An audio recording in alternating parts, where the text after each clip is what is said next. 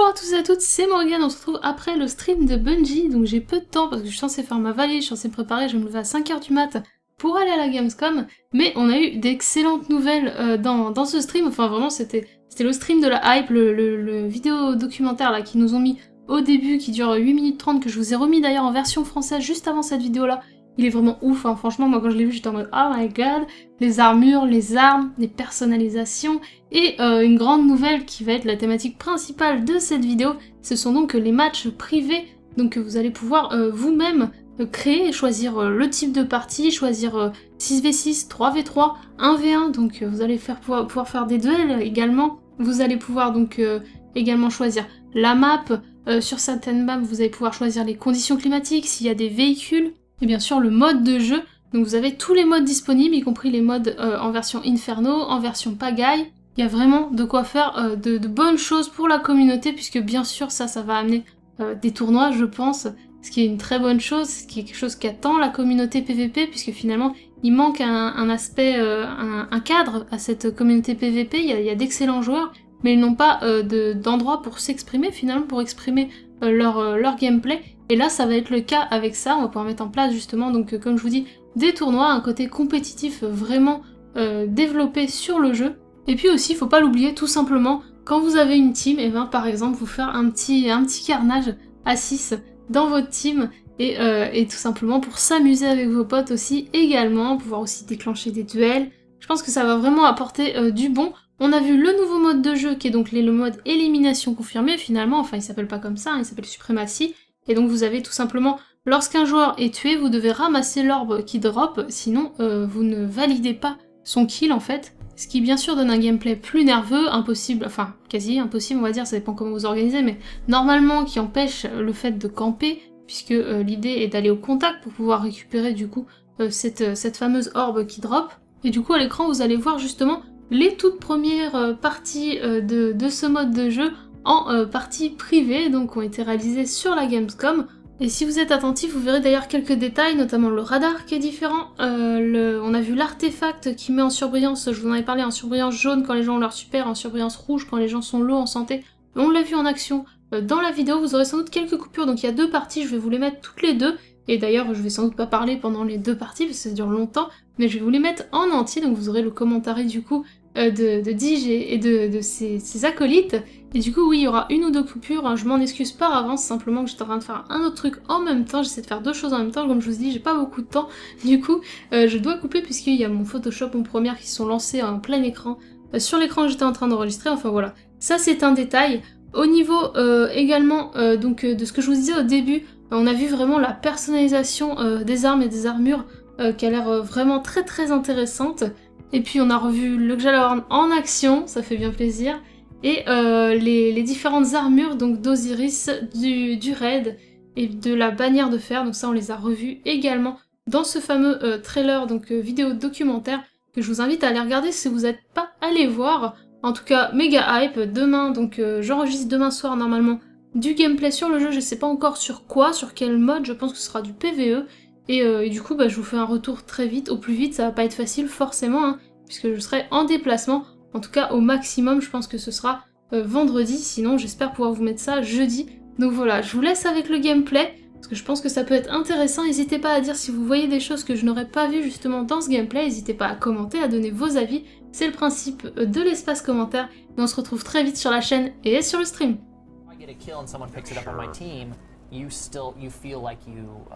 You were part of the whole process. So if you're the type of player that's used to saying, "Hey, bro, you stole my kill," break that habit immediately, because the I team think you'll that be happy you that want them your to collect teammates for you. like grab those crests. Yeah.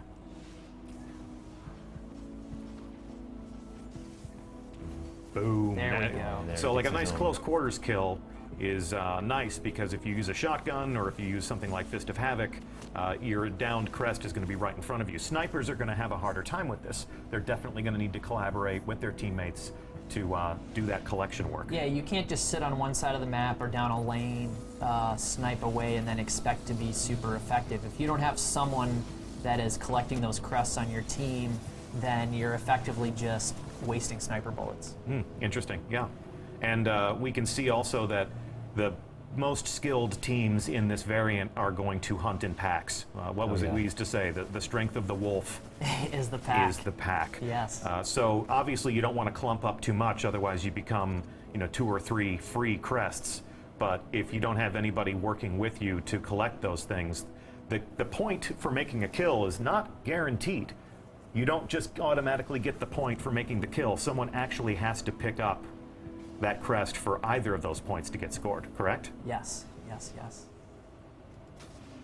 And there we go. Gallarhorn. Wolf pack rounds ride again. Woo. Boom, boom. That was close quarters. That was dangerous. And the Stormcaller has something to say about all of that. Yeah, the guys in my clan call that the Storm Chaser, because as soon as you hear that, it's like, run, run, run, run, run, and that's what he does. He chases you. He or she, of course. So this is a smaller map. It's a symmetrical map. A lot of shotguns on this map, a lot of close quarters fighting on this map. What else do you hope will happen as you design a space like this? What's the full governing philosophy behind the 3 lanes of traffic? Well, you hope that the 3 lanes have like different experiences down each of them, right? So when you're making a choice, you kind of know what type of fight you want to get into.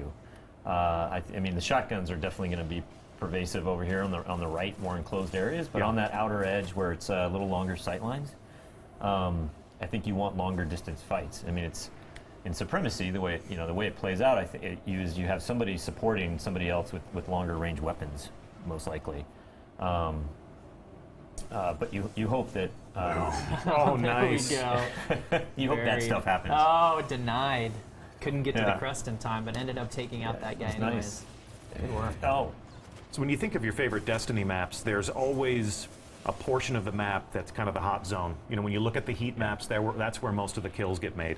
Where do you think is going to be the sweet spot for a team to control here on Floating Gardens? On Floating Gardens, I mean, the 50-yard line's pretty popular, right? I mean, and where's that? That is right down. It's easy to figure out once you see it, but it's this Vex data milk river right down the middle of this map. So, and then there's a couple of different interesting spaces along that axis. They're fighting here right now. He's on it. And so you want to command that area. That would be where all the crest indicators are on the exactly. map. That's not a surprise. So, so these are 2 pretty evenly matched fire teams. This is actually pretty good. This is great. We brought in people from the community, and we were having them play against members of the Bungie away team, as well as our friends from Activision, who built this lovely space where all this magic happens for us. And we're, there's when the guys on the Activision team saw who was coming in to fight from the community, they're like, Optic. What are you doing to me, man? It's like, hey, we got some hitters on your team. Don't worry about it. Brandon's got game. He's probably one of the most skilled Bungie employees in the studio. In which case, we're definitely going to form up our own Bungie team and get in on some of this private matches action. Nice. All right. That was a close match. Close match. Picking up those crests, putting points on the board. Nice. Yeah, running the table, sliding into the crest. You get style points for that? No, you don't, but you should. But you sure feel cool doing it. Like so that was great. That was a denial right there. Yeah. So that could have been a double kill instead. So we can see down here in the lower left-hand corner, the user interface is telling us a lot about the combat. We can see Bravo team seizing quests. I want to say quests so bad. Crests. They're seizing the crests. Taking crests and denying crests. So not only are you seeing it in the kill feed down there, but you're also hearing it as well. So we want to have multiple ways that information is conveyed. Our chat room is also observing the fact that there are new medals, which is yes. I really meant to keep a sharper eye on chat to see how they were enjoying the fun, but amidst all the excitement, I forgot to look down. So hey, chat, sorry about that. Lazy Summerstone, you called it. New medals 3 hours sleep in Supremacy. 3 hours sleep, 1 airplane, 4 trains. Oh. Did you see that right there? 5 that guy's got 5 trains. Yeah, I just saw it. So should we talk about artifacts? We should talk about artifacts because I just saw that. I did too. So this is Brandon, right? He's playing. He's running. Yeah, he's running the hand cannon. Yeah, so he's got the artifact Memory of Perun equipped. which highlights enemies. The ones that are low on health, it highlights red, and the ones that are full on super, it highlights yellow. So you can see It's a if somebody's split about to second. unleash a super. You can see if they're charged. Yeah, the time you have to react is it's going to look really small. You get used to it though, and it's very helpful in making just quick knee-jerk decisions. There you go. That was Nice. he was low on health, and then he was dead. That's wicked. Yeah, And very- all good things must come to an end. Yeah. So if somebody has a red glow, that's a visual cue for what the community would Who you should refer to target. as absolute. You know, this person has taken damage. They might Right. not be absolute, but they'll be close. Yeah. So their health is getting pretty low once they start. I also just saw a tiny glimpse of one of the other artifacts as Did well. you see that? That was Yeah. that Stormcaller's not going to be happy. What was that? They were just activating the super and got gunned down in their prime like a Stormcaller dog in the streets. These matches are really close. This Fistful is of a crests. Fistful of crests. Again? Yeah, so this dead Oh. orbit shotgun's doing a little bit of work. It So is. we took a look at one of the artifacts, these new tributes to the Iron Lords, the things that change the way you play.